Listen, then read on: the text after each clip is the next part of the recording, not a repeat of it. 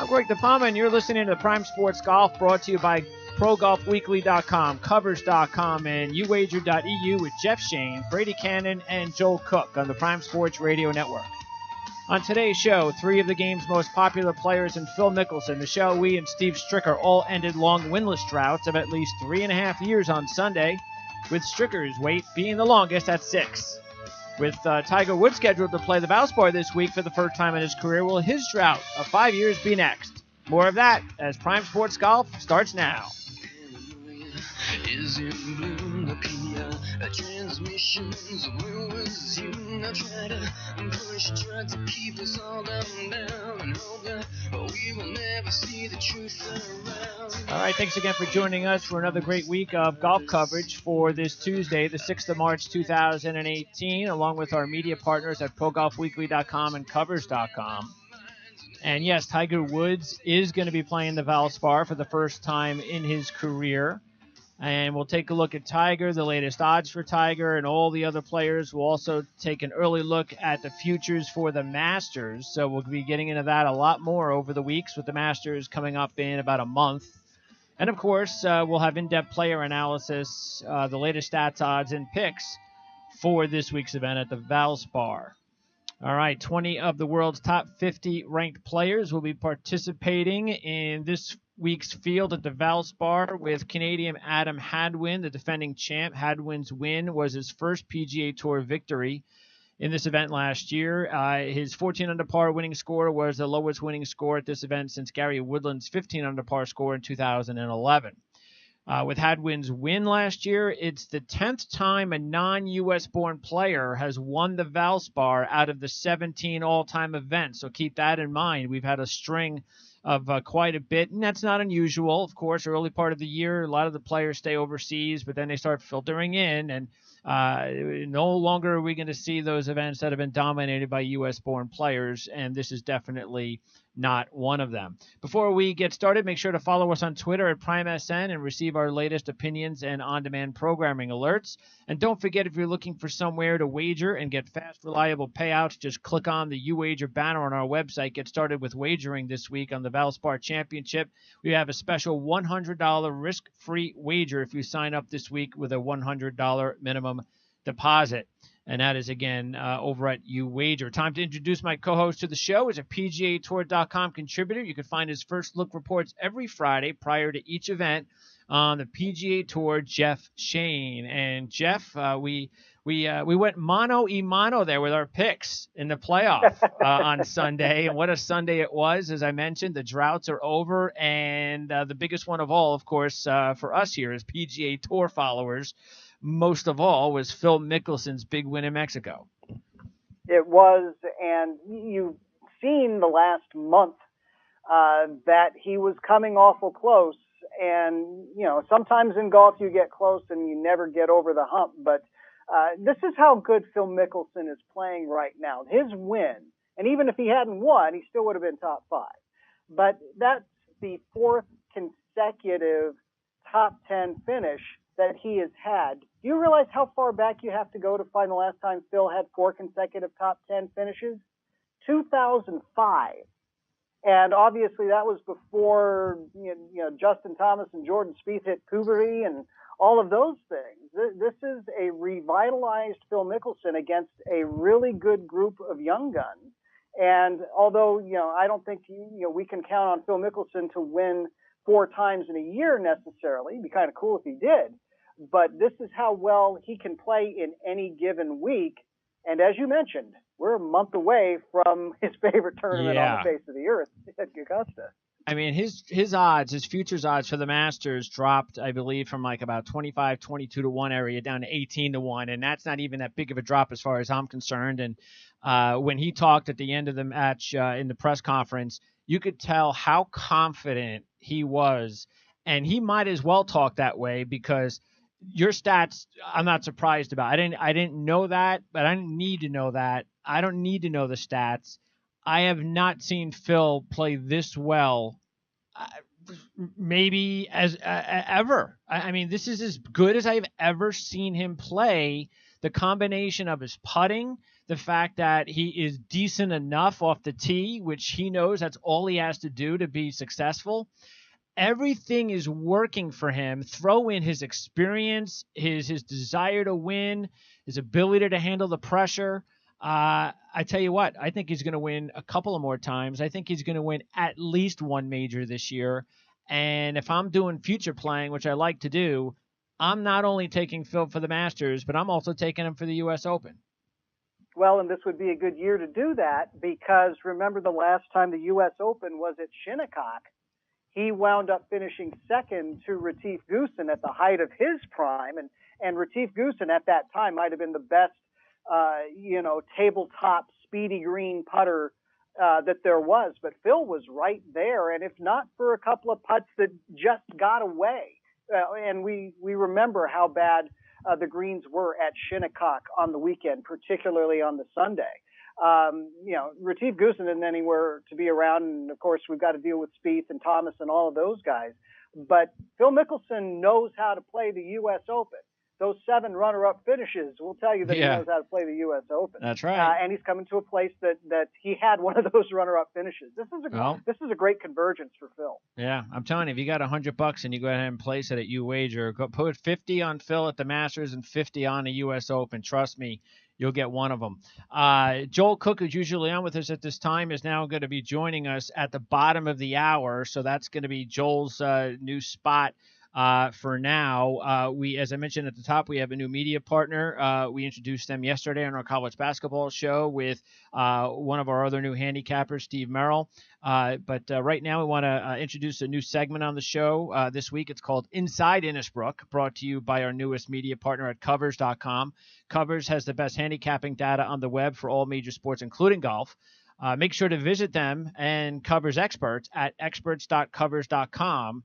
And for a limited time only, you're going to get 50% off any purchase by using the promo code PRIME50. That's PRIME50. Let's welcome our new golf handicapper to the show from Covers.com, Mr. Brady Cannon. Brady, thanks for taking your time to talk to us today.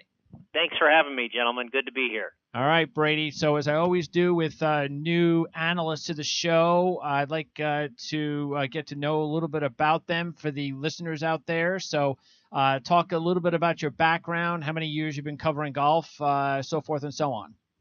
Well, I've been in the golf business here in Las Vegas for about 23 years and started, doing little fantasy golf leagues and pick the pro type stuff, all the while, working in pro shops and running tournaments. So I've been doing a little bit of everything with golf for quite a while. And just about the last 5, 6, 7 years, I've gotten more into the betting and handicapping golf, from a Las Vegas angle beyond just the fantasy type stuff.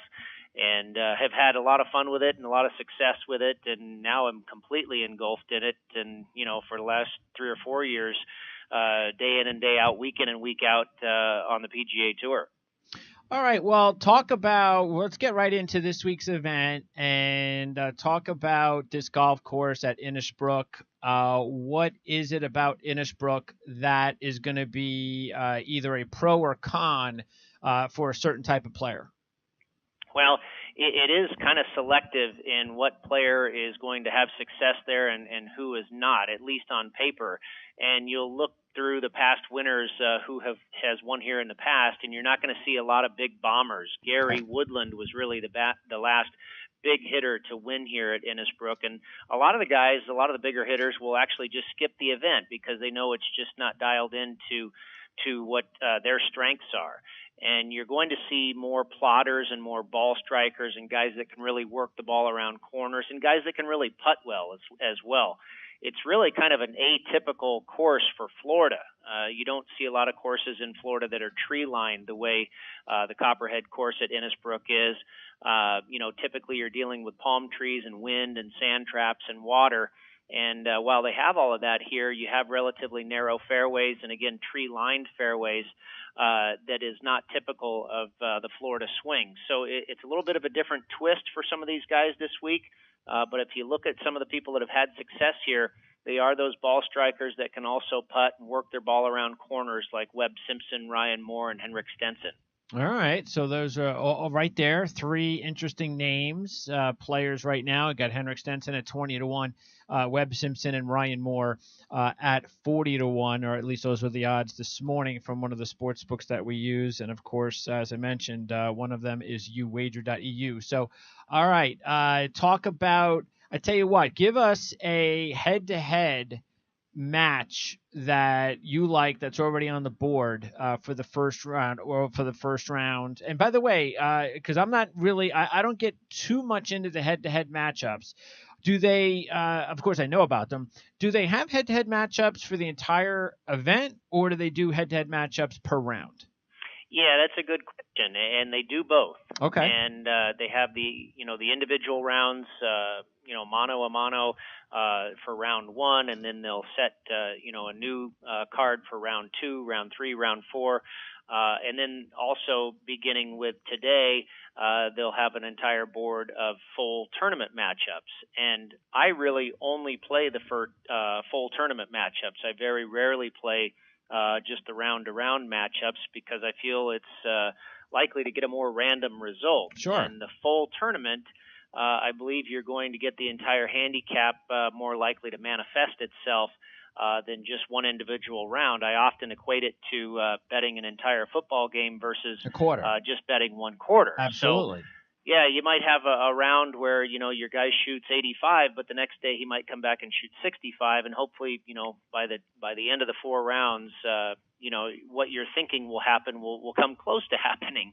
And that's not always the case when you're betting just one singular round. And by the way, Jeff, you can cut me off and ask Brady any questions you like at any time. What about the strategy of whether or not there's enough data to say there are players out there that do well or don't perform well from round to round? Is that something that would go into your equation if you're talking about just a one-day match wager? Well, they do have statistics out there, first round performance, first round scoring, final round scoring, that type of stuff. But again, I just find it more arbitrary than what you're going to get out of a player over the course of 4 days. I'm just more comfortable that what I'm thinking will happen might happen if you give it 4 days to develop rather than just 4 hours. All right, go ahead. Would you make an exception, just out of curiosity, in terms of the final round? Because there are certain players, we all know who they are, who seem to be, quote unquote, allergic to Sundays. Yeah, Sunday is the one day I sometimes will look at an individual round matchup or maybe even take a shot at the adjusted futures board for somebody to win the tournament. But I agree with you, Jeff. That is a spot where you might be able to find some value. And, then the intestinal fortitude and the clutch aspect comes into play. And if a rookie is leading and he's never won before, so there's more factors I think that you can kind of lean on in your handicap than just a random second round on a Friday. All right, well, go ahead and give us your match play here for the show this week at Valspar. What do you like? Well, I was looking at one earlier before I came on with you guys, and I kind of like Matt Kuchar over Brandon Grace. Both very good players that are pretty renowned around the world, and it's nice to see them both here in the field this week. Kuchar's been struggling a little bit, and I'm seeing both of them at -110. So basically a pick-em matchup here. Yeah, okay. Grace has been playing really well. He played very well over in Europe before coming over stateside, and has had a couple of real nice tournaments at Pebble Beach and also in L.A., so Grace, you'd think, would be the favorite here, but I think it's telling that the odds maker is making it a pick'em because even though Kuchar has been struggling, this is his type of golf course. He can really putt, and you need to putt well here at the Copperhead course, and he is more of a ball striker and less of a bomber. Grace is that type of a player too, but I just like the fit for Kuchar, a guy that can work his ball into narrow corners and stuff like that, and has quite a bit of experience here at this course, more so than Grace. So I like him at a pick'em. If you could find him as an underdog, even better. But for my head-to-head, and again, for the full tournament, gentlemen, Matt Kuchar to beat Brandon Grace. All right, like that one, and just taking a look at their odds overall. Kuchar's Kuchar 60-1, Grace 55-1, so they're very even there. But Grace has only played here a couple times, 8 over. That's his combined score all time at Valspar. Kuchar 7 top 25s and 9 trips to Valspar with 2 top 10s and a best of 9th in 2002. Okay, now give us a contender pick. And this is going to be somebody, say, roughly like 50 to 100 to 1, something like that. Well, I'm seeing him at 40-1, okay. And that is Ben On, and he checks a lot of the boxes on what I think will be valuable skill sets this week in Palm Harbor, and that is strokes gained tee to green, which is basically a family of stats that make up ball striking and hitting greens in regulation, and he ranks 25th on tour in that category. He also does well in greens in regulation stand alone, ranking 27th on tour in that regard. And he's also been putting well. He was never really known for his putting in the past, but he has improved quite a bit with his putting as of late. And it showed up 2 weeks ago at the Honda Classic, which again is also on Bermuda grass greens like we have this week. And he finished 5th there, tied for 5th at the Honda. So I think Ben On at 40-1 is a pretty good play for kind of that mid-range long shot, if you will. All right, second appearance here for On, 49th last year. Give us a long shot, Brady. Well, the real long shot, 60-1, I think, is Ollie Schneiderjans, and he was cut here last year. But the guy is a really good putter, and he's a very good putter, one of the best in the world on Bermuda grass, and we saw that come to fruition at the Sony Open earlier in Hawaii, where he had a nice finish. He played well in Phoenix, which is another course with Bermuda grass greens. And again, like I say, he missed the cut here last year, but in his second go-around, I think he'll have better success. And this guy really is on the verge of winning a golf tournament, I feel, and this might be the spot for him. There are a lot of first-timers, or players that get their first win in some of these tournaments that are a little bit one-off, and Schneiderjan seems like he might be that guy, and a pretty good number at 60-1. Yeah, Ollie is somebody that I have taken a bunch of times on this show, waiting for him to have that breakout win. And even though he has only played here a couple of times, missed the cut both times, that's okay. I mean, you take a look last year at Adam Hadwin. He had a combined 2-year score of 16 over par before he won with a 14 under par winning score. So I guess you never know. Which is why I figured, if Adam Hadwin can do it, maybe Schneiderjans can do it. So I was thinking about grabbing him once again. So yeah, that's a very interesting pick. Schneiderjans at 60-1 and On at 40-1. Okay, Brady, before I let you go, what do you think about what you saw last week with Phil Mickelson? And then you've got Tiger Woods playing here for the first time, which is very interesting, as will Rory McIlroy. But specifically guys like Mickelson and Woods, I got to tell you, they're both hovering close to 20-1 to win the Masters. I'll be talking a lot about this in the coming weeks on this show, about the fact that, you look at the Bernard Longers, the Fred Couples, it just seems like we have seen older players, not even anywhere near their prime, contend into the final round at Augusta over the years because they know the golf course, they're good at the golf course. If they can do that, then I feel Tiger Woods and Phil Mickelson can do even better. And I love their odds where they are right now, especially if Tiger plays well the next couple of weeks. But definitely Phil. Yeah, Phil is really kind of a no-brainer at this point with him having the year that he's having, and that combined with the success that he's had at Augusta over the years. I mean, he's had more top 10 finishes here than I think close to anybody except for maybe Tiger and Jack. So, he absolutely knows this course, and it's a comfort zone for him. So I think Phil is, in a good spot right now and ought to be there come Sunday. It was interesting, just 2 years ago in 2016, he came in with a similar head of steam where he was one of the top on tour as far as scoring average, in the neighborhood of like 68 or 67 even scoring average coming into Augusta.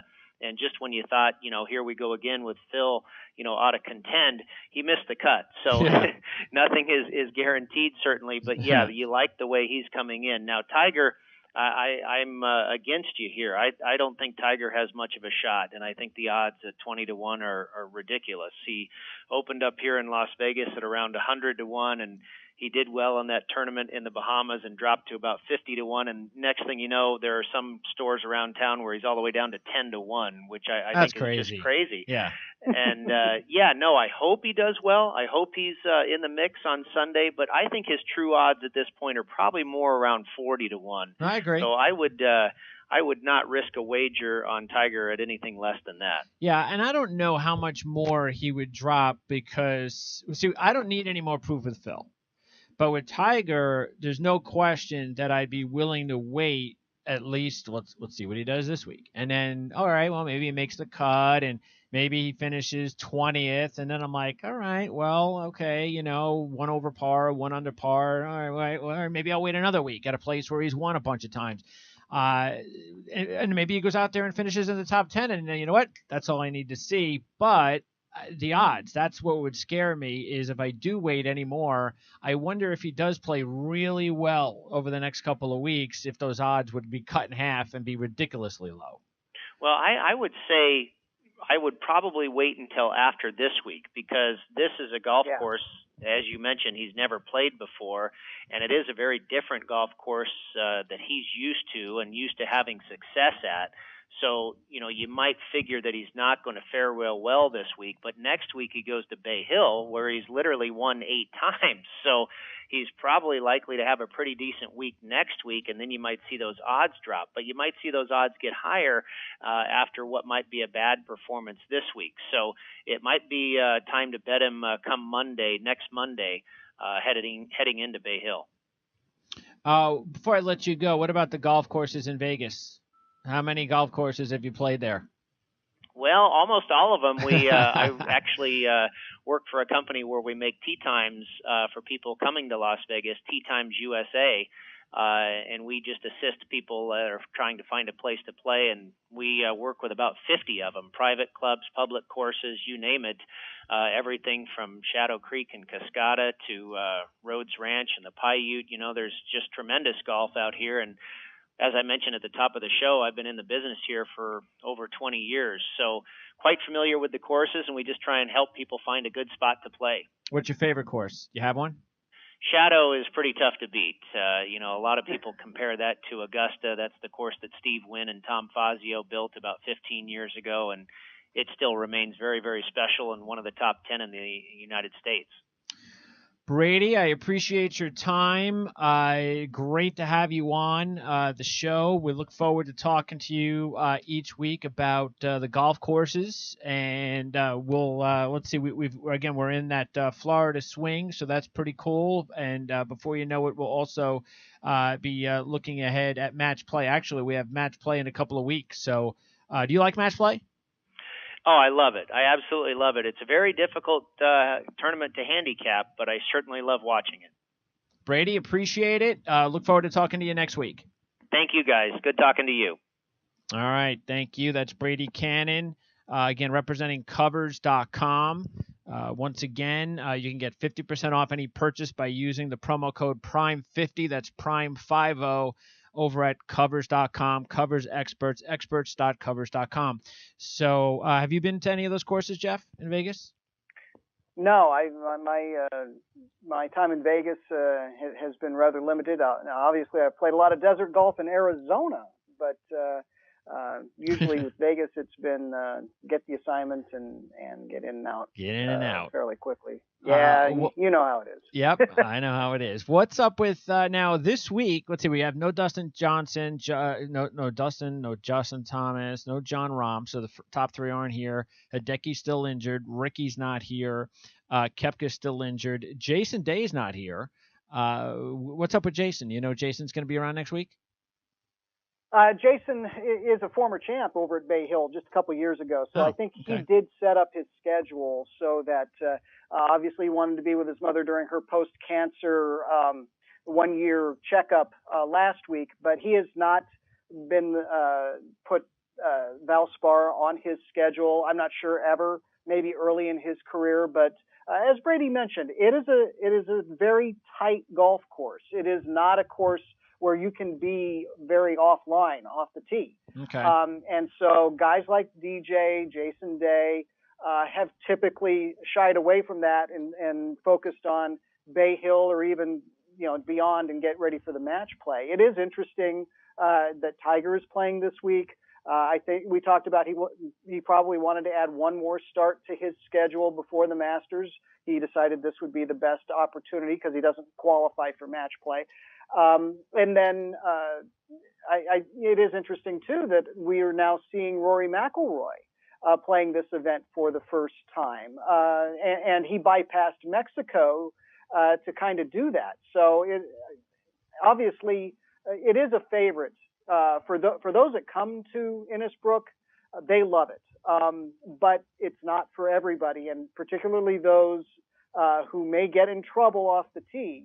Innisbrook is going to be a challenge. So that's why we don't see Dustin Johnson and we don't see Jason Day and some of those big hitters. All right, let's welcome in our next analyst and guest to the show from ProGolfWeekly.com, a weekly digital magazine covering pro golf around the world. ProGolfWeekly.com lead writer Joel Cook. And how you doing, Joel? Doing great. How about you? Doing good. So, Joel, we were just talking about Innisbrook, of course, and they've got the third or one of the top three toughest three-hole stretches in golf called the Snake Pit. We just had the Bear Trap a couple of weeks ago. We had the Bear Trap and the Snake Pit. So, what do you think about the Snake Pit? What are we looking forward to there as far as how tough that is, especially compared to the Bear Trap? Well, I believe it ranks, I want to say fourth in toughest stretch. I know a lot of them have, a lot of players don't like that 16th hole that kind of opens it up. It's very narrow fairways, and it's I like seeing the tournaments end with these tough stretches. The Bear Trap was a lot of fun, and this is another good one too. We had some good drama last year with it. All right, Jeff, what do you think about the differences of those two? Of course, the Bear Trap is, we don't have, what is it, 15, 16, 17? The Bear Trap? Yeah. Okay, so they do have the 18. Now, this is what, 16, 17, 18? Is that what the Snake Pit is? Okay. This is the closing three-hole stretch, and as we've talked about, is each of the last 3 years it has seemed to have been locked into number 4 in the toughest three-hole stretches on the PGA Tour, and typically one of them is Quail Hollow's Green Mile. We've talked about that when we've had both the PGA Championship last year and the Wells Fargo in previous years. Memorial has a really tough three-hole stretch. This is two just really, really tough, long, narrow par fours at number 16 and number 18, sandwiched around a long par 3 over water. And so you can be cruising along pretty well, but you still have to negotiate. 16 is really the toughest of the bunch because it is a dogleg par 4, and right at the bend of the dogleg is this pond. And you can't bail out left because there's trees. It's a really tight tee shot. If you don't get that tee shot right, you might be staring at double bogey. All right. Are you surprised for any particular reason, Joel, that Tiger decided to play this week? A little bit, since he hasn't played before, and he's maybe under his new style, what he's trying to do now, he can do a little more Valspar. I mean, like Commissioner Brady mentioning a moment ago, this isn't really a course that he can go there and overpower. But his short game looks like it could be okay there. I was surprised to see him at it, but like you mentioned, he's probably wants to get in all the starts he can before the Masters. That's the one he really cares a lot about. Yeah, the health situation, Jeff, that's the thing that nobody knows. So what is it going to be, 4 and 5 weeks then? So it's 4 and 5 weeks, and obviously he knew long before he thought about Valspar that he was going to put Bay Hill on the schedule. So I think we have to surmise that he is feeling good enough to encounter to deal with this schedule. And then we will not see him the next 2 weeks. Obviously, he's not going to play in the Dominican Republic, and he doesn't qualify for the match play. And then he never plays or hardly ever plays the week before a major, so we're not going to see him in Houston. So I think when it came down to, okay, what do I want to do here, Valspar kind of rose above the others. And by the way, it is a little bit of a misnomer. It's kind of a trick question. This is not the first time Tiger Woods has played the Copperhead.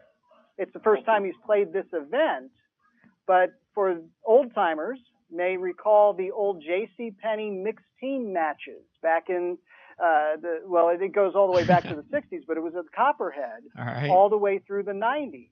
And in 1996, Tiger Woods and a two-time U.S. Women's Amateur champion who had just turned pro, Kelly Keeney, they finished second at the mixed team matches at the Copperhead in 96. All right. Now, when's the cutoff for the match play anyway? Is there zero chance he's going to get in? The cutoff is maybe after this week, because typically they have to let everybody set their schedules and make sure that they can get to Austin. It's not one of those where you have kind of a double qualifying where, for instance, with Mexico, it was the top 50 after Riviera, and then if anybody moved into the top 50 at the Honda, they also got an invitation. Because the match play is 64 and 64 only, I think you're right, Joel. I think it does set this week, and so Tiger has to win to have any chance to get in. I'm not entirely sure if he can do it. What are we saying, Joel? I said it'd be fun to see him get there. It's hard. You definitely wouldn't bet on it, but if he plays well enough to get into that, he's probably well enough to win that too. All right. Now, what else do we need? What else should we know about this particular event regarding, has anybody ever won here before as a first-time winner on the PGA Tour? Anything like that, Jeff? Anything, Joel, that you guys have noticed since this event has it's only been around since 2000, so it's relatively new on the PGA Tour. So anything that you've been able to pick up as interesting trends or anything at all that will help us as we get into our picks? Jeff? No? Well, I think that the tournament did go through a run of first-time winners when it was a fall event. And it originally got on the schedule in the fall. And that was when the Florida Swing included the Players Championship. Okay. And so that was the four set there. When the Players Championship moved to May, then Tampa moved into the month of March to keep the Florida Swing at four events pre-Mexico. And so when you go back to the earlier versions, you see Sean O'Hare. I don't remember if it was his first event, but he won. Carl Peterson won very early in his career. And so you see those. Gary Woodland in the more modern era was his first win.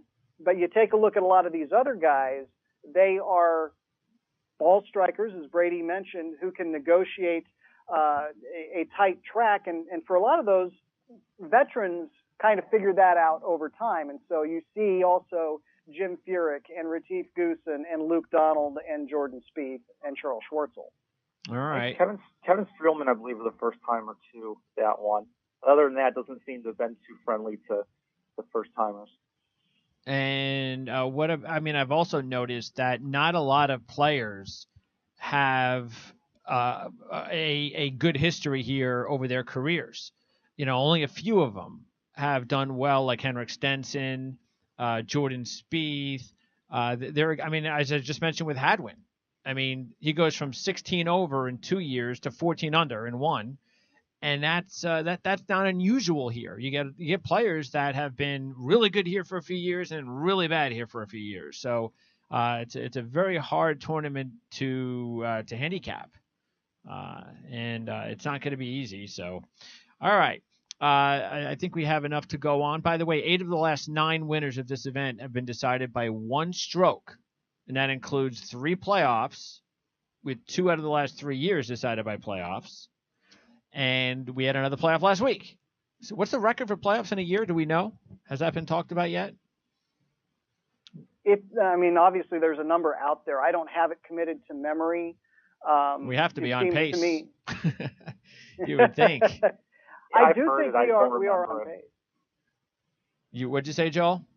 I've heard it. I don't remember it. It sure seems like if we're not on pace, then that would be pretty crazy. No, it's been going pretty much every week. Yeah. All right. So, Joel, you've got the first pick this week. We've what are we on, a 2-week win streak? 3-week? How are we doing? We ended the dry spell with Justin Thomas at Honda, and so I got Honda. You got Mexico. So we, as a group, we have taken the last 2 weeks. Joel has hit a really cold spell. Joel, okay, big shot from last year. We told you we were gonna get you back for that. So yeah, I don't know what happened to John Rahm last week. That was the one I was really disappointed in. Dustin Johnson did okay though. You know what I want to see? I want to see a pairing. Maybe we can get match play Tyrrell Hatton versus John Rahm. That would be nice, right? Fun. Yeah, I think that would be entertaining. We can get clubs thrown in the lake and all sorts of craziness. Yeah, the announcers barely had any reaction when Hatton eagled that 16th hole to take the lead. It's almost like they were disappointed that someone had caught Thomas. I thought that was pretty funny. It was crazy that he was able to tie Thomas and almost beat Mickelson, considering how crazy things had unraveled there for a while. It really, I got to tell you though, I know that I agree that they've got to do something about when to play this event. They've got to change that, but I think this is a course that should be around, and I know it's going to be around another 5 years, and you might as well just keep it. This is a fun course to watch. You've got water in play, you've got eagles in play. You get hole outs in play. So this golf course gives you everything that you're looking for as a fan, doesn't it, Joel?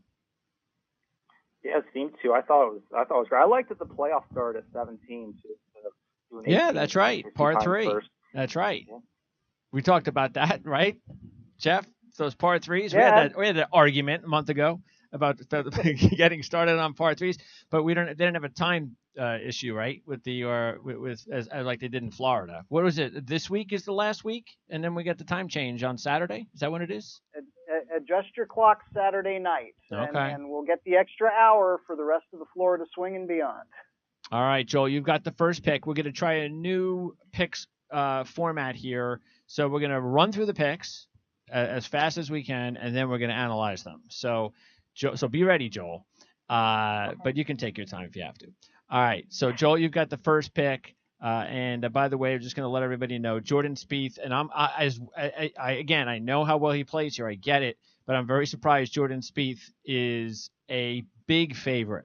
Not that he's down to 4-1, but 8-1 is nice. Fact is, the next guy is Rory at 14-1. That surprises me. Because there's a lot of top players in this field: Spieth, McIlroy, Garcia, Rose, Stenson.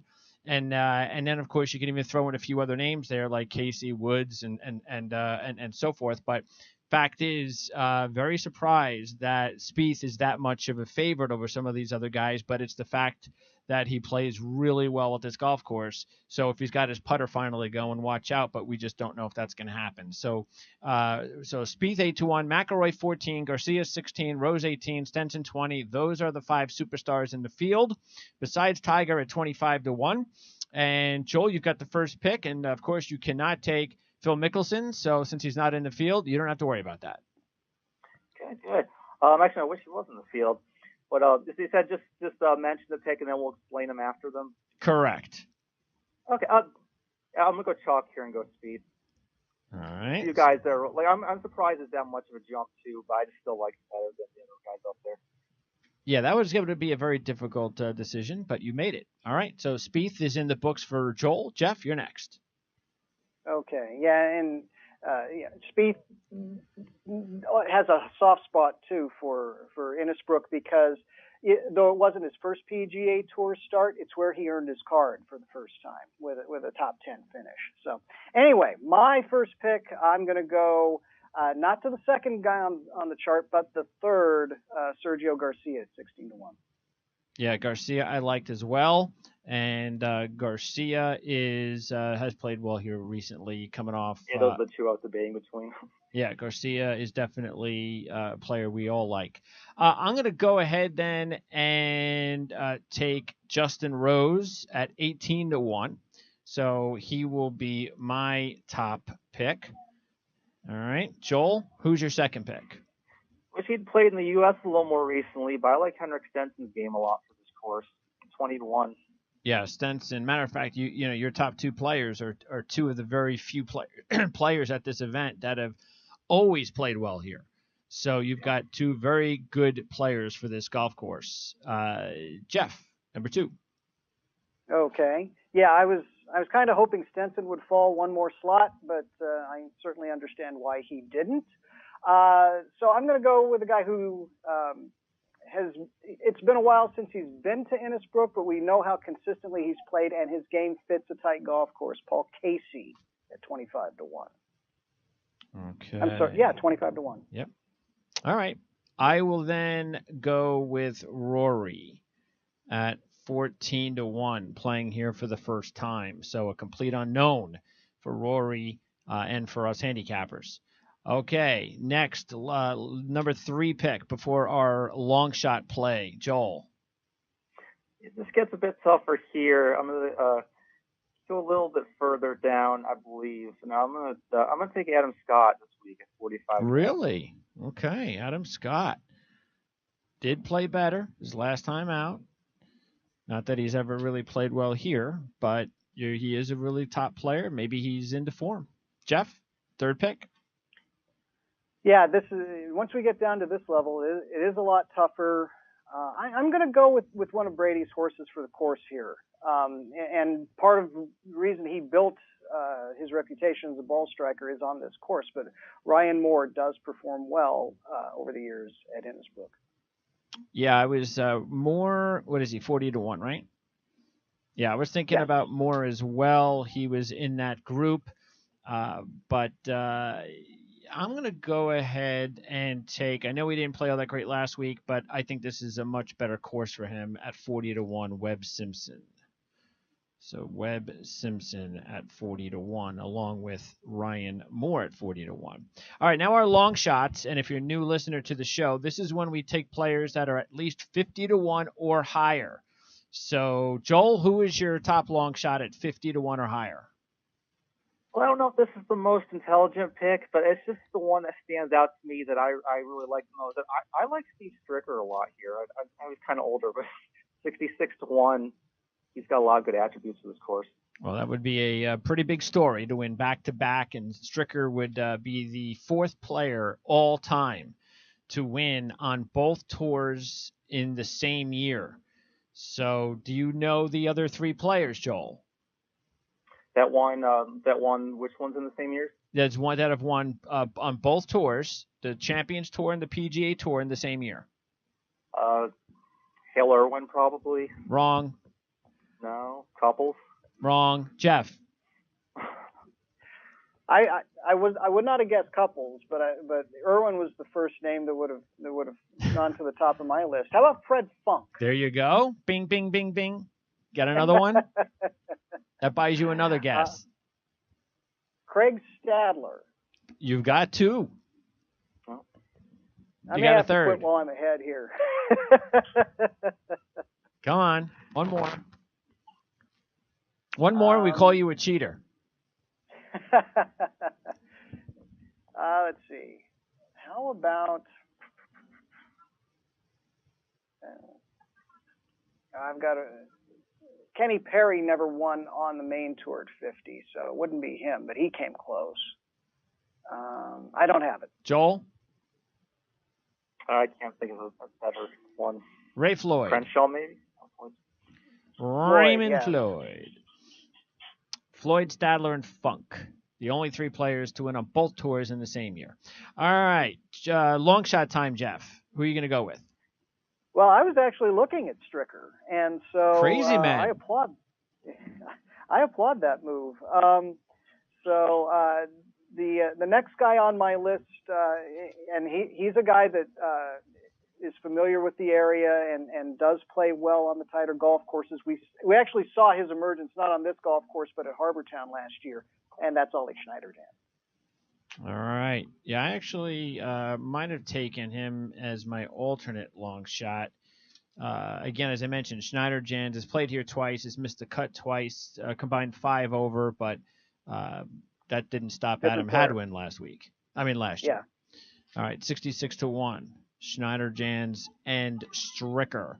There were a couple of other guys that I like here. Actually, 3 others that I was trying. I got to narrow it down to. So I'll go ahead with Oosthuizen at 55-1. I know he didn't play well on Sunday, but he's hit or miss here on this golf course, and he's 55-1.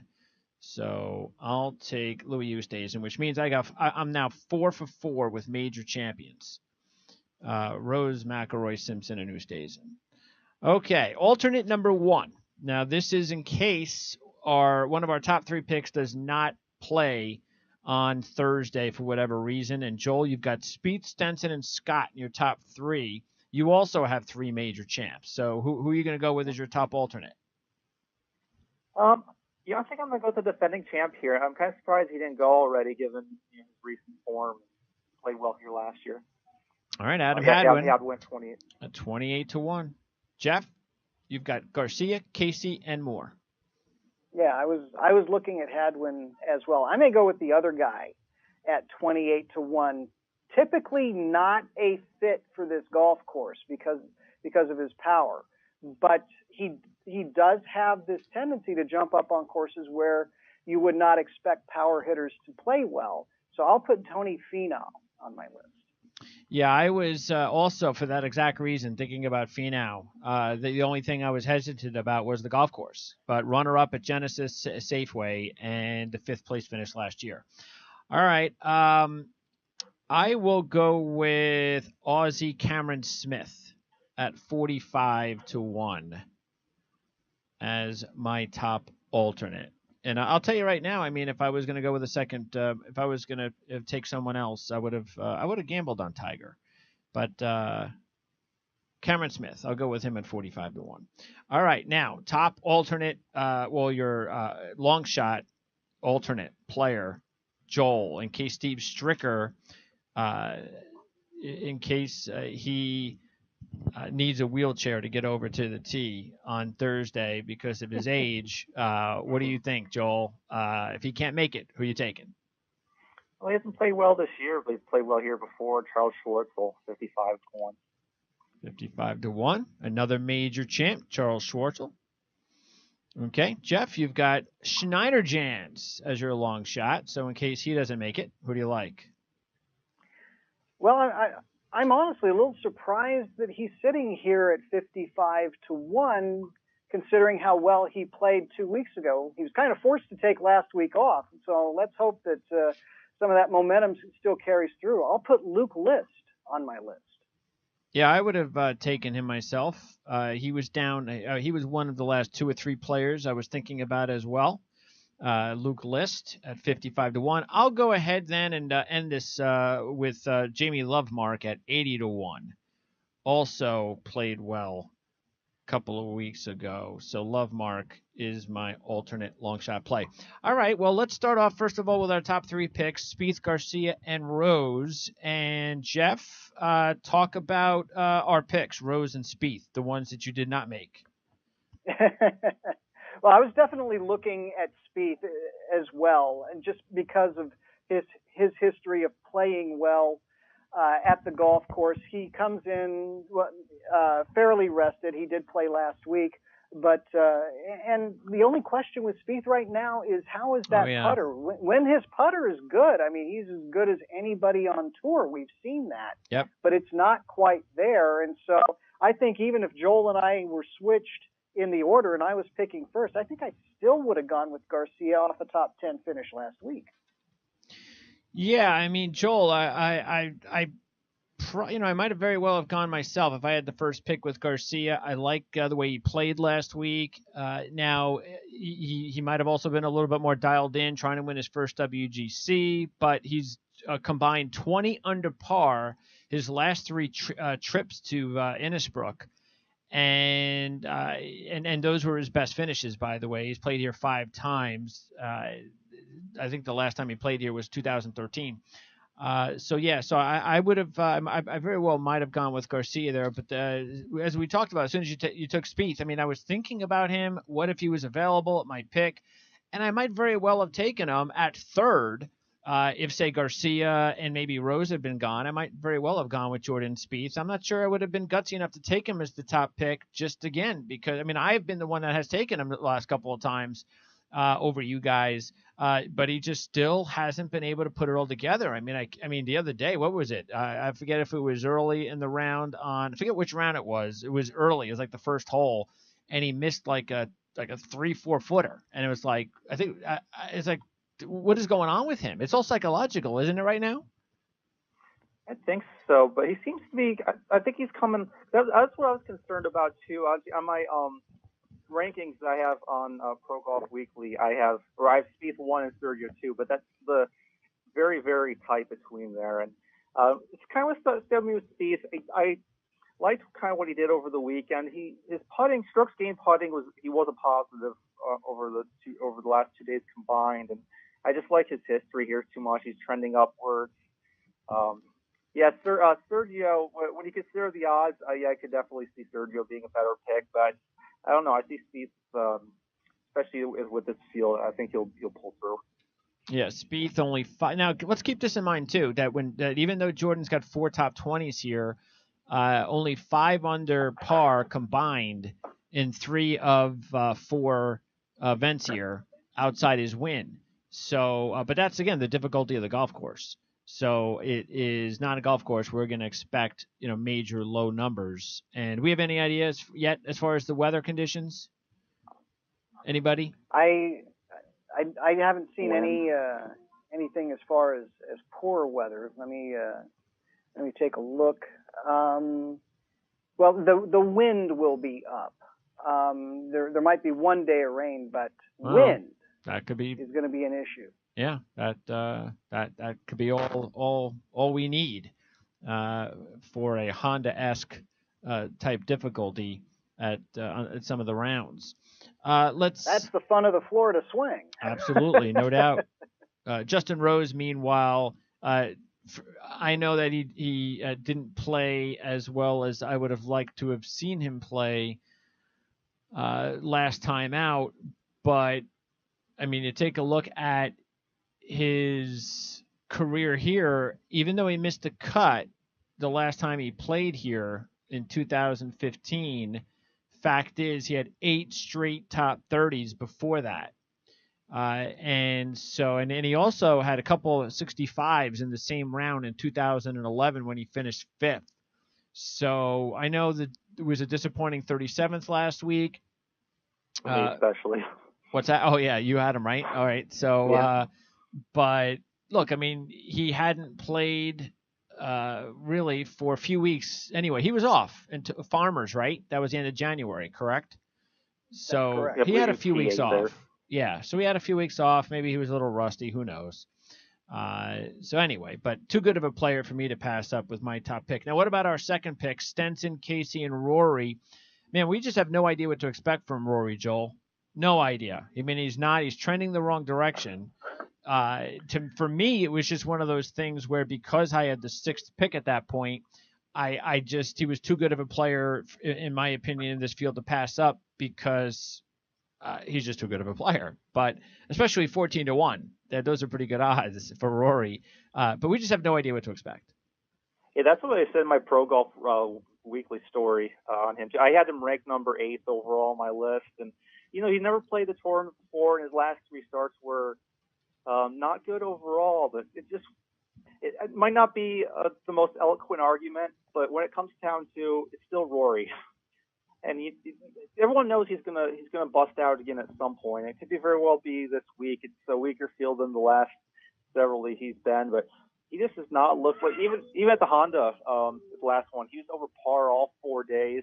A lot of that was just he had his bad holes were really, really bad. So he had a quadruple there at one point, another triple, and a few doubles. So maybe he'll be settled down this week. Obviously, he has the talent. What do you think, Jeff? What is it about Rory's game? Is it anything specifically? Because, I mean, he looked really good before he came to the States. He had the runner-up at the British Masters. He was third at Abu Dhabi. He was runner-up at the Dubai Desert Classic. And everybody, we're all expecting Rory's back. And he goes out and misses the cut at Pebble. And everything changed. It was like something happened. A switch turned on or turned off. And that player that had left overseas was completely different. Well, some of it might have had to do with the setup of the golf courses. The setups are a little bit more forgiving on the European Tour, and so if Rory was missing, and yet producing good approach shots and scrambling well, I think that might be the explanation as to how he finished so high. And then he comes to Pebble Beach, where you've got the world's biggest water hazard to deal with on some of those holes, and especially if the wind is up and you're playing in the elements. And you come to Honda, and everybody's getting punched in the face by the wind and the water at PGA National. You can look really bad all of a sudden if you're not in control of your ball off the tee. And that's going to be my guess is that Rory put himself in bad positions off the tee, and it's not as forgiving here, and particularly at some of these golf courses. And Innisbrook is going to be that way too, as compared to what he was seeing in Abu Dhabi. All right, and by the way, Henrik Stenson, your second choice, Joel. It's been pretty quiet with Henrik Stenson because it's his first U.S. start this season. But he's combined 18 under par in his 3 trips here to the last 3 years, 7th, 11th, and 4th. So he likes this golf course. And Jeff, based on the fact that not a lot of players have played as well here as Henrik Stenson had, one of us was going to have to take him. Oh, absolutely. Like I said, I was kind of hoping he'd slide one more because I would have been happy to snap him up. This is a Henrik Stenson type golf course.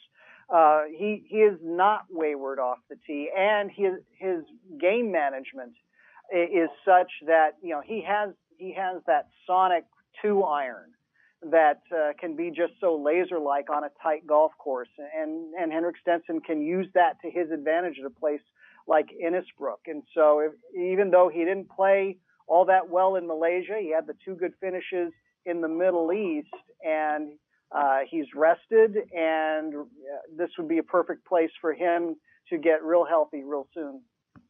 And speaking of health, I mean, how is his health okay? That's always important for Henrik. I think the time off obviously is going to help his knee. Now, this golf course is not a typical Florida golf course. It is rolling landscape, so we'll see if the knee gets tired or anything like that. But he is not coming in off a string of starts where there would be a fatigue factor. All right, Paul Casey, by the way. I was kind of surprised that you went with Casey, Jeff, because he has never finished inside the top 35 here, including a couple of missed cuts and 4 tries. Last played here in 2014 with a missed cut. But, once again, I guess you just never know at this golf course if a player is going to have a really good week. I think that his game is really tight right now. He's got 16 top 15 finishes in his last 21 starts worldwide. He keeps putting himself there, and you can always be a little wayward off the tee, I suppose, and that'll get him in trouble this week. But compared to some of the other guys at that spot, I think Casey's consistency is valuable. Also 25-1. Go ahead, Joel. I think it'd be a really appropriate story too to see him and his winless drought after the 3 we saw last week. He can keep the theme going. Yeah, whether it's Paul Casey at 25-1 trying to break a drought, or Tiger Woods at 25-1 trying to break a drought. Tiger playing here for the first time. His last win, 2013, if we can believe it, at the WGC Bridgestone. So what would be a good week for Tiger, Joel? Probably Arnold Palmer next week. He's been a lot better at Bay Hill. I don't think he's necessarily a bad pick here. 25-1. I think those are worthy odds. I definitely considered him with my third pick. But I think it's safer to wait another week and take him at Bay Hill. I think he'll be definitely not the favorite, but he'll have some really good odds there. Well, what would he consider to be a good week? Top 20? Top 10? He'd probably stay top 20, I guess. But I don't know. I think he can finish on like the periphery of the top 10 again. And what do you think, Jeff? I think a top 20 on a tight golf course would be a positive sign. And I think he would probably be looking at some of the inner metrics of that. Was I hitting fairways? Was I hitting it way offline? If I'm 20th, but I was in the trees a lot, having to hit out, that's not going to fit Innisbrook, but you'll be okay at Bay Hill if you do that. And you'll be okay at Augusta if you don't hit it way into the trees. And so I think that a top 20 finish with some positive numbers in certain categories, I think would give him a lot of confidence going to one of his favorite places next week. Scott Moore and Simpson were our third choices, and Adam Scott does not have a top 25 and 5 tries here, including a miscut in his last appearance in 2015. He's got 3 miscuts total here. Ryan Moore, meanwhile, has 5 top 20s and 11 trips, including a couple of top 5s. Last 3 years here, he's a combined 17 under par. So Ryan Moore, who's got 2 top 10s in his last 4 events, is a very intriguing play at 40-1. And Webb Simpson's got 4 top 20s and 8 tries here with a couple of top 10s, a runner-up in 2011, even though he has not played well here the last 3 years. But as we discussed last week, Jeff, Webb Simpson's putter is definitely been better. I'm willing to forgive him from what happened last week because this is a better course that suits him. Well, that's where I may disagree with you because Chapultepec is a very tight tree-lined golf course where you had to hit it through some narrow chutes. And so that's exactly what you're going to get this week, too, at Innisbrook. And so if Webb doesn't get his shot patterns a little bit more tightened up, he could face the same issues this week as he did last. Well, I'll be more concerned with the fact that he was outgunned though power-wise at that golf course compared to this golf course. Obviously, look, I mean, sure, he's going to pay for it if he's not straight off the tee, but he also could have paid for it at the Honda, and he didn't. So that's what he has to do. He's got to, as long as. But I'm not worried too much about his power game being a factor here, or his non-power game, and that's something that he's not going to have to worry about.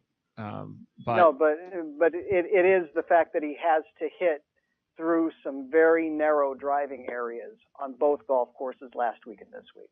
Did he have a bad accuracy percentage last week? He struggled in terms of leaving himself in some bad positions on second shots. Yeah, and that was something that we didn't see a whole lot of from Mike Phil, which we had seen from him before, even though he had that one shot towards the and I don't know about Phil's you. Always going to have one. That one that he hit out of the bushes. That was the part of the week of the day that you really felt this could be the hole that kills him. That he bogeyed the hole, and even though maybe he was lucky to bogey the hole, but he bogeyed the hole, and there was just a little bit. But when he was, even though he bogeyed the hole, you had a little bit of hope based on his approach shot, because how he was able to miss the tree. It looked like he was the golf ball. He could have lost his beard if he had one. That's how close the ball came from hitting the tree.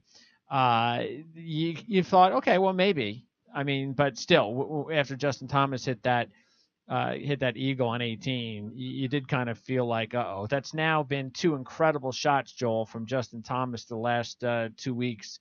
and he almost won twice with incredible approach shots on 18. Yeah, sure. Wish he was in the field again. Well, actually, no. He didn't win last week. Plus, I wouldn't have been able to take him, but that was the week before. But yeah, it'd be great to see him here again. And so Alex Noren, I feel like, would have been a perfect fit for this course too. And we're not seeing either of them. But yeah, I understand the need for the rest. But yeah, Thomas, those are just some incredible shots. I mean, they were talking about that as an all-time great shot, which, I mean, I guess if he'd won, it was a bigger tournament. Yeah, definitely. All right, and then also our long shots, Stricker, both of you guys trying to go with Steve Stricker there. Schneider Jans, who also was Brady's long shot play, just like Jeff's. And I went with Louis Oosthuizen, who fell apart on Sunday. And then we had Hadwin, Finau, and Cameron Smith up there. Finau was fifth last year, 11 under par, and he had missed a cut the first 2 years here. So again, proving our point, you never know what you're going to get at this golf course. Cameron Smith, meanwhile, has been playing really well since playing here in the States. He's definitely a player to watch. We've talked, Jeff, you picked him a bunch of times. So was he on your radar this week at all? He was. I think it really, in that slot, came down to Smith and Finau. And like I say, Finau jumps up on some courses that you wouldn't expect a power hitter to jump up on. So all right, roll the dice with him. And Schwartzel, by the way, is 50th ranked in the world right now, Joel. So maybe that's an advantage you got, that he's going to have that pressure that Phil Mickelson had. As soon as Phil Mickelson was right there around 50, he started to turn it on. Maybe. He's been disappointing in this calendar or yet in this season, but I mean, he's obviously comfortable here. He won 1 year and then followed that up with T6 the next year. And he, last year it didn't seem like he contended a lot, but when he did get into contention, he did very well. So hopefully, this is somewhere where he's comfortable. And, at 55-1, I think those are really good odds for someone with this history. And again, as we said, as far as the Masters futures, Phil Mickelson is now 18-1. The co-favorites are Jordan Spieth and Dustin Johnson.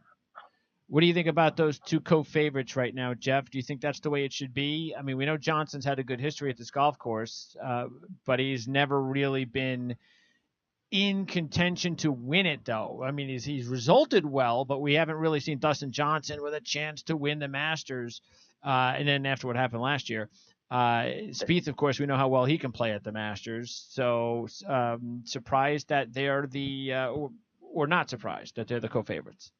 No, I'm really not that surprised. I mean, Dustin Johnson is going to have to putt well, but his ball striking has been pretty impressive all year. And there's going to be obviously forgiveness, and Augusta rewards long hitters. And 2017 Augusta is going to be that year of what if for Dustin Johnson, because that was the year he was coming in on all cylinders and was the overwhelming favorite, and then to have it taken away by a slip and fall, he's probably got a little extra motivation this year as well because of what happened last year. And by the way, he also has changed his rental house at Augusta. It said the old one had bad juju. So yeah. He's definitely not taking any chances now. By the way, Bubba's dropped down to 20-1, so we're not surprised about that. And I think the best bargain right now is probably Sergio. I mean, Sergio is 33-1. Now, I know how hard it is to repeat at Augusta. I'm not saying that he would be my top pick. I'm just saying as bargains go, for Sergio, as well as he's playing after winning last year, to be 33-1. I mean, those are pretty good odds, don't you think, Joel? Yeah, I would have guessed that they were considerably lower than that. There's a lot of good bargains right now. I mean, Tiger's half his number. Tiger's 16-1 now. 16-1. Yeah, I would much rather have Sergio for that, given that. Matsuyama at 20-1. He's going to eventually go lower too. There's a lot of good bargains in here. Yeah, Rose is 20-1. Jeff, we know he's going to win a Masters. Well, and he's come awfully close, and so a lot of good names here. I think with Matsuyama, the numbers might be a little bit low for Matsuyama because this wrist injury is lingering. He was on the original field list for this week and then pulled out right before the deadline. He's not ready. Okay. So he's close. And he is close. But, okay. The time is, to prove it. See just how that's going to hold up is starting to close. And ditto for Brooks Koepka. Koepka, we may actually not see until Augusta. So he's sitting there at 40-1, and he's a true wild card right now. What a Go ahead, guy Joe. really intrigues me right there. 45-1. Mark Leishman really seems to have the game. I think he's a perfect fit for the course. He hasn't played well the last few weeks, so if he gets it figured out in the next month here, True. he definitely has the game to compete there at 45-1. That's a good one. And Adam Scott, if he plays well, he is your third pick this week. If he plays well and over, whatever, plays a couple more times before the Masters, he is somebody that, of course, has got a green jacket. And what about Rafa Cabrera-Bello, Jeff? 100-1 to win the Masters. Cabrera-Bello could be a very interesting deep long shot. Side with Willett. He could be. He's got a game that is fairly consistent. He doesn't necessarily overpower a golf course. I'm trying to think of, whether Augusta will favor him or not favor him. I'll put him in that gray middle area for now, but he doesn't make a whole lot of catastrophic mistakes. And so, he could definitely be that guy. There's one every year that is in that 80, 90, 100 range that is going to be in contention Thursday, Friday, Saturday, and then you see how he does on Sunday. Sometimes they come through like Danny Willett. Sometimes they don't, like Kenny Perry. But he could be that guy. And by the way, Thomas Peters is 40-1. We know how it was last year. He played well, right? Last year, Peters, So top 10, wasn't he? So we'll see how he does before maybe we'll see him next week. All right. So Joel, what are you working on over at ProGolfWeekly.com?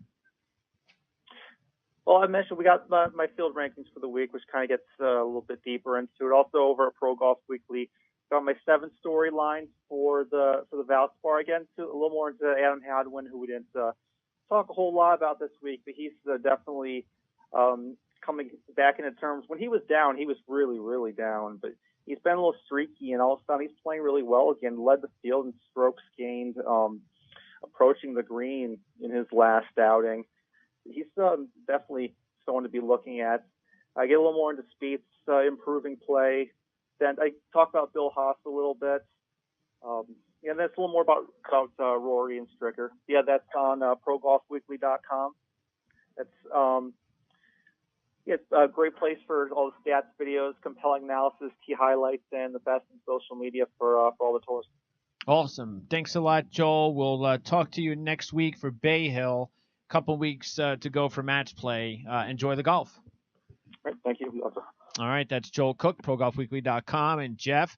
What do you got going on? You've got the primes. You got the Around the Tours report that is up right now on our website. Yeah, Around the Tours, where we explore a little bit more in depth just what kind of droughts not only Phil Mickelson endured before Sunday, but also Michelle Wie, who had not won since her 2014 U.S. Women's Open triumph, and then Stricker, who we talked a little bit about in terms of this week, but his win in Tucson on the Champions Tour was his first since the season opener in 2012 on the regular tour at Kapalua. All combined, you put those three together, they endured a combined winless drought of 14 years and 5.5 months, and they all ended within hours of each other. All right, so good for them. Of course, great for Phil for the PGA Tour, and good for the LPGA Tour for sure. For Michelle Wie, we'll hope to see her win. Let's hope she wins again this year, especially at a major. That'd be great for the LPGA Tour and for the U.S. Women on the tour. Also want to shout out to Sal Johnson over at golfstats.com.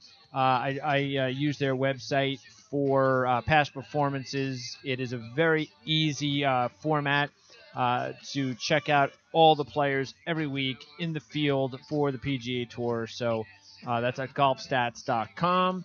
And, of course, we also want to thank once again Brady Cannon from covers.com. You can visit Covers Experts at experts.covers.com. And for a limited time only, you can take 50% off any purchase by using the promo code PRIME50. That's PRIME50. And we'll talk to Brady again next week for Bay Hill. And again, if you want to open up an account at UWager, go ahead and do so. Click on the banner, $100 risk-free wager if you sign up this week with a $100 minimum deposit. That'll wrap it up here for Prime Sports Golf on the Prime Sports Radio Network. We want to thank everybody, as I've already have, Jeff Shane, Joel Cook, and, of course, you guys out there listening. We'll see you next week, Tuesday, 4 o'clock every Tuesday. And that includes next week when we turn our attention to Bay Hill on the PGA Tour. No more programs today on the Prime Sports Radio Network. Our next show we'll actually have 4 shows tomorrow. We've got 2 tennis shows in the morning for a big event starting this week on Thursday in California at Indian Wells, Prime Sports Tennis. And then we've got our draft show at 2 with Dan Shanka. And then our college basketball show with Scott Zolatoro as we update bracketology. We'll see you next week here on Prime Sports Golf.